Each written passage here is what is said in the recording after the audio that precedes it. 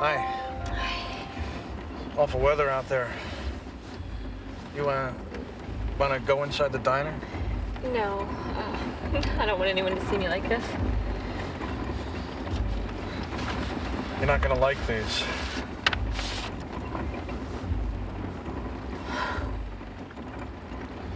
It's what you thought. On a dark, rainy day in the fall of 1986, Helle Crafts learned from a private investigator that her husband was having an affair. Is that your husband? Yes. That's Richard. Shortly after this meeting, Helle Crafts disappeared. This is the story of how forensic science solved the puzzle.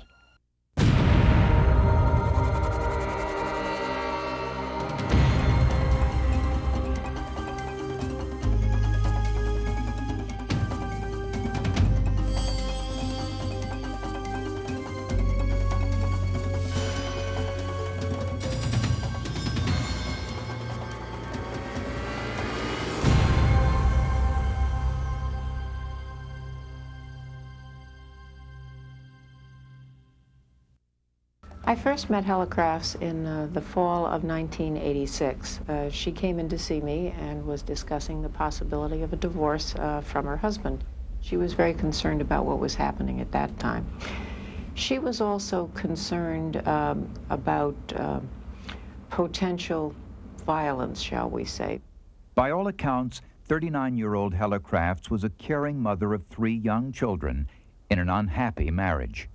She strongly suspected the affair. She felt she knew who the individual was, but she really wanted some confirmation.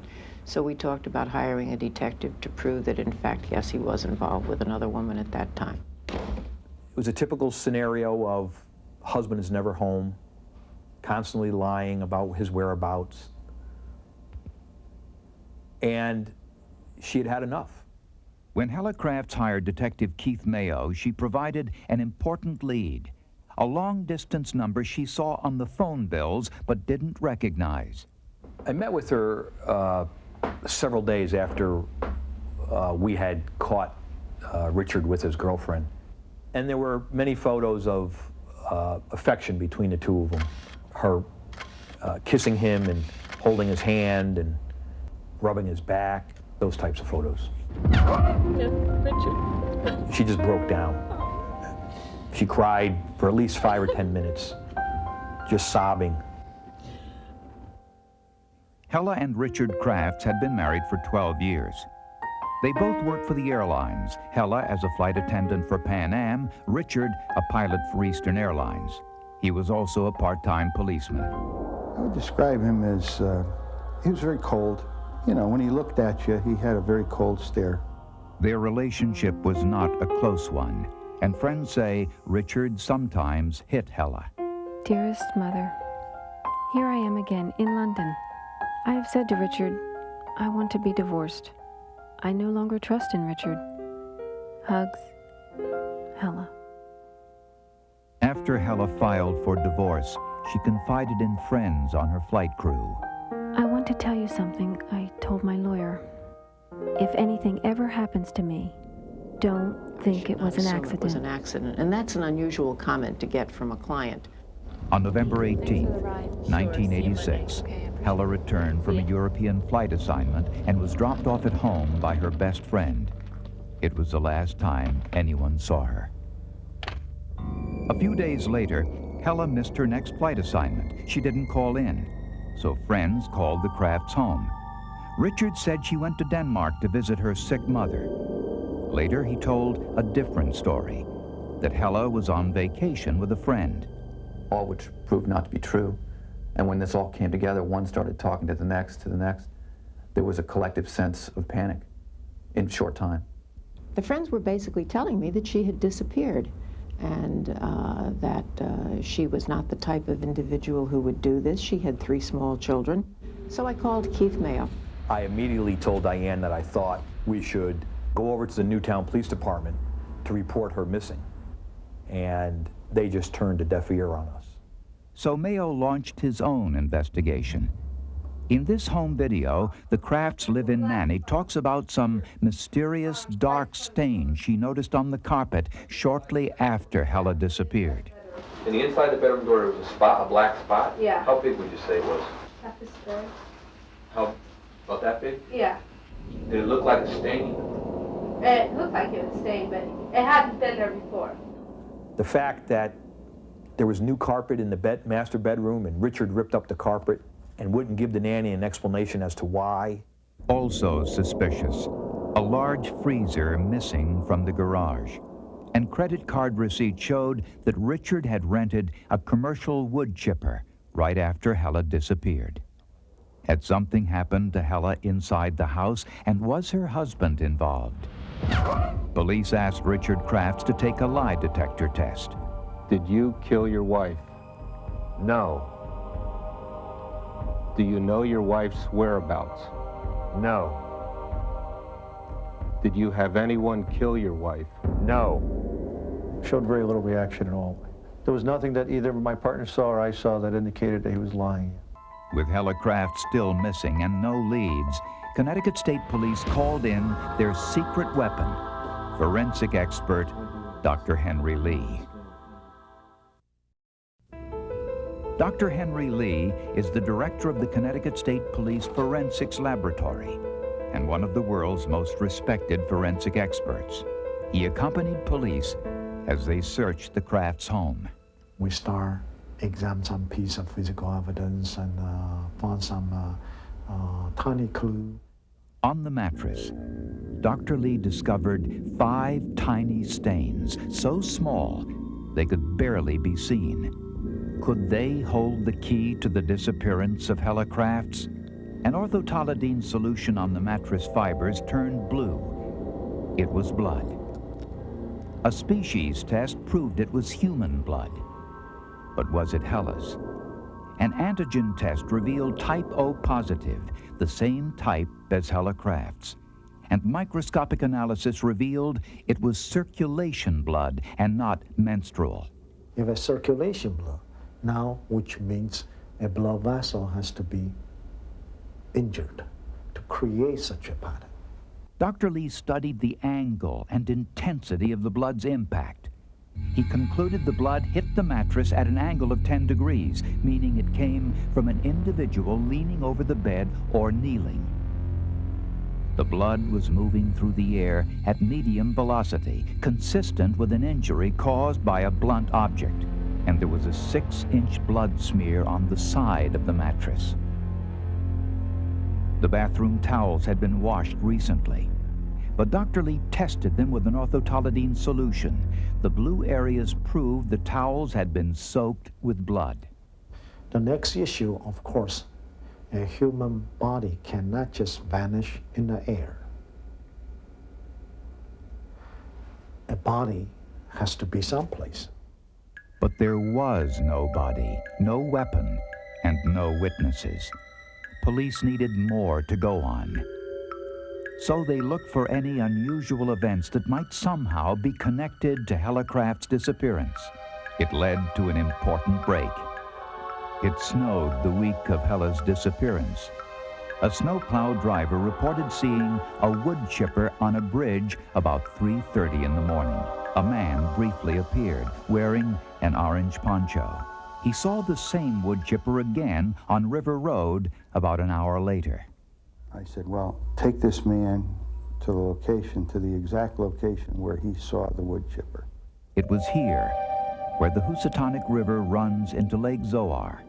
Police searched the riverbank. All they found were a few mounds of wood chips. But when they took a closer look, they found a piece of an envelope. It was mail, addressed to Miss Helle L. Crafts.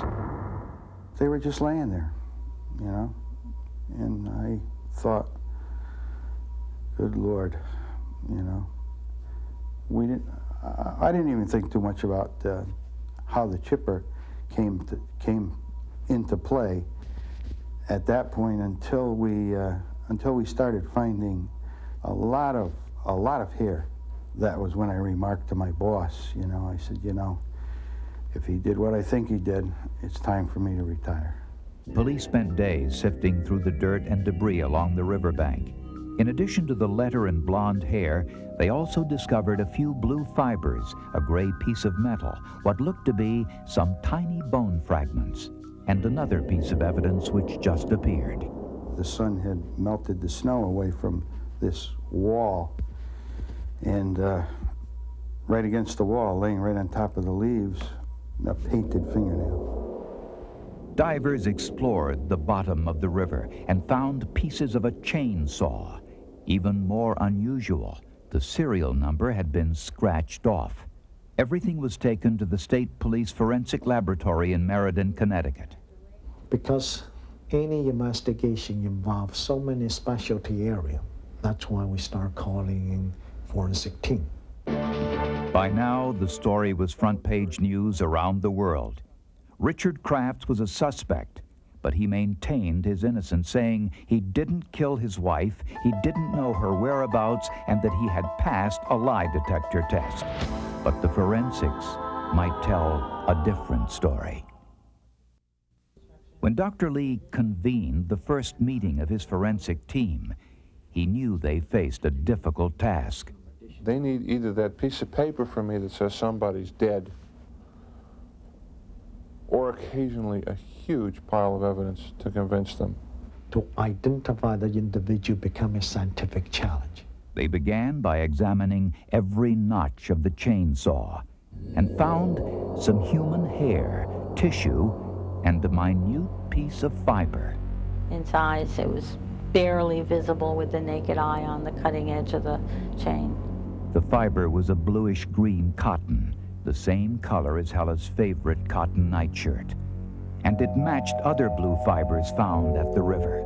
But since the serial number was scratched away, it was impossible to tell who owned the chainsaw, or was it? By using a particular chemical solution, that will eat away the upper layers of the metal that have been altered by the water or by some physical attempts to alter the serial number. It worked. The serial number on the chainsaw, 59211616. It matched the warranty card sent in by Richard B. Crafts. Next, forensic experts wanted to find out whose hair was on the chainsaw and at the river. Every one of the 2,660 hairs was examined under a microscope. A lot of the hairs had been cut, but not cut with a scissors. Did it belong to Helle Crafts? So we have to find some known hair to compare. Basically, we use her hairbrush. There was a characteristic that is somewhat unusual for head hair, and that's a ridge that was present in the head hairs. They concluded that the hairs found on the chainsaw and at the river were microscopically similar to the hair from Helle's hairbrush. Next, they turned their attention to the fingernail with the bright red nail polish. A chemist compared it to a bottle of Helle's fingernail polish found in her home, analyzing the various organic compounds. These graphs show that the polish on the fingernail found at the river is the same as polish taken from the bottle found on Helle's nightstand. Good forensic work determined that the fingernail polish and the hair were both similar to Helle's, but they couldn't prove she was dead. I received a phone call from Dr. Lee asking me if I would come and take a look at these little pieces of what he thought to be bone, and wanted me to see if I could identify them in any way. Dr. Lee suspected that the bones found at the river had gone through the wood chipper Crafts had rented. So Dr. Lee got the same machine and ran a test. This is actual footage. A pig was put through the chipper, since their skin and bones are similar to humans. Dr. Lee noticed that the chipper produced a unique signature type of cut, one that matched the cutting pattern on the debris found at the river. What I was presented with were these very, very tiny, literally millimeter-sized fragments of bone. And in amongst some of these fragments, it was possible to see that some of the fragments indeed came from a human. Under a spectrograph, Dr. Harper noticed tiny grooves in the bones. The grooves told a story. They were formed by blood vessels inside the top of the skull, something only humans have. They also identified skull fragments from the side of the head.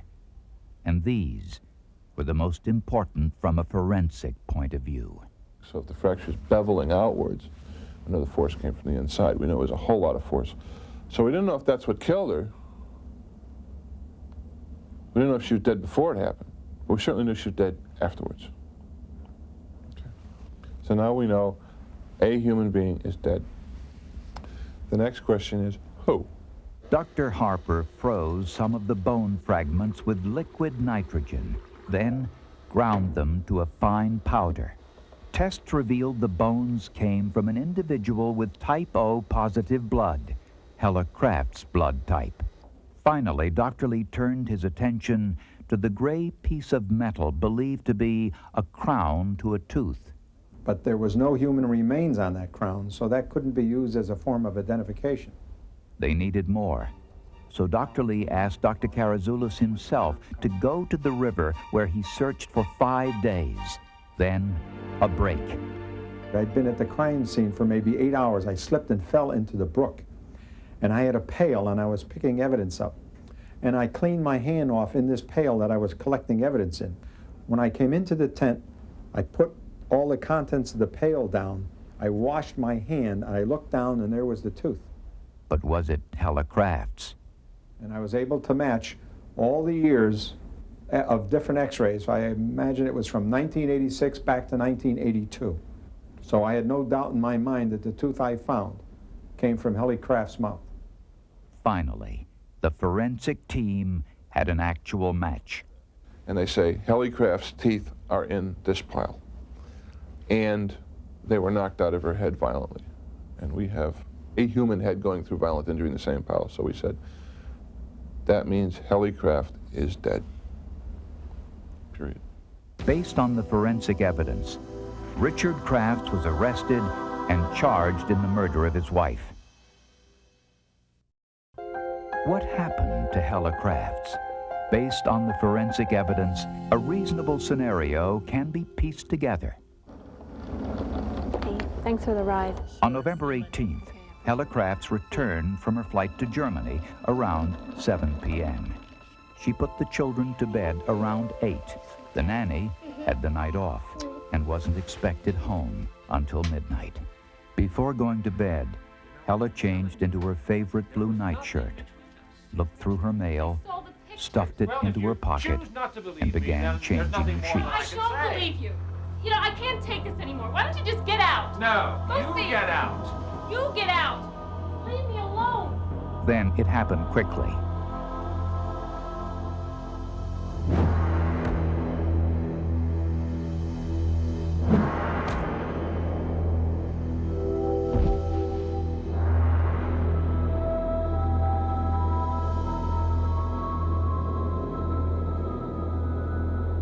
Using a police flashlight, the first blow knocked her to the ground. The second produced the blood splatter, hitting the mattress at a 10-degree angle.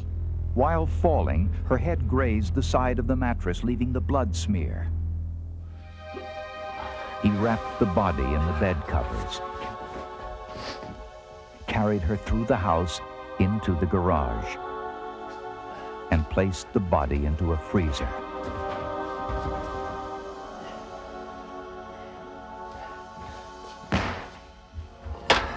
Richard tried to clean up the blood with some towels which were later washed, but traces of blood remained on the towels, later discovered by Dr. Lee.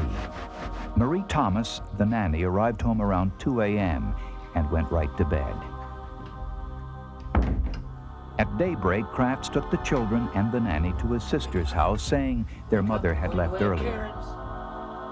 Marie, hurry up! He then rented the largest commercial wood chipper he could find and a U-Haul truck, using his credit card. By nighttime, Helle's body was completely frozen. Crafts transported the remains, along with a chainsaw and some wood, to the river. The snowplow driver spotted the wood chipper on a bridge around 3:30 in the morning, and again near the river an hour later. Using his chainsaw, Crafts dismembered Helle's frozen body and put the pieces through the chipper along with some wood. Since the body was frozen, it produced little, if any, blood splatter. Most of the debris blew into the river. Only a few pieces fell short, landing on the bank. The mail Helle placed in her nightshirt pocket passed through the chipper, virtually untouched. Before leaving, Crafts took apart the chainsaw, scratched the serial number off, and threw the pieces into the river. How close was the brutal murder of Helle Crafts to the perfect crime? Boy, damn close. Damn close. And if that person truly believes they're not going to be caught and there's no fear or threat to them, they could get by a polygraph test. The key solving this case is so-called teamwork. Assemble a good team and work together. Amazing. You know, the human body writes so much of its history in itself.